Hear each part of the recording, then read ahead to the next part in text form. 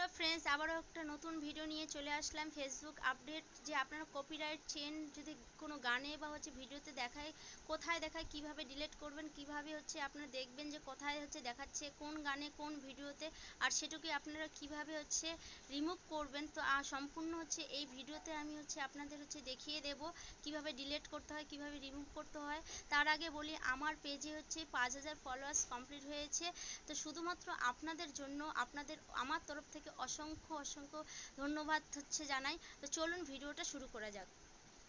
প্রথমেই আপনারা আপনার পেজ বা প্রোফাইলটা অন করবেন। তো আমি পেজটা অন করলাম। দেখুন উপরে একদম 3টে লাইন আছে, সেই লাইনে গিয়ে আপনার পেজের এখানে লাইনে গিয়ে টাচ করবেন। টাচ করার পর যে আপনার পেজটা শো করছে, একদম নিচে চলে যাবেন। নিচে যাওয়ার পর দেখবেন একটা সাপোর্ট ইনবক্স বলে যে অপশনটা আছে, সেখানে ক্লিক করবেন।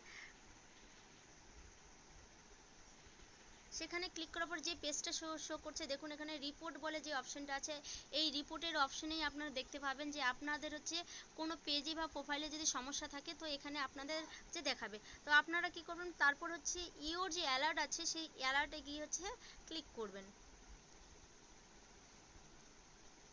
ক্লিক করার পরে দেখুন যে পেজটা শো করছে, এখানে দেখাচ্ছে নো ভায়োলেশন, মানে আমার কোনো পেজে সমস্যা নেই।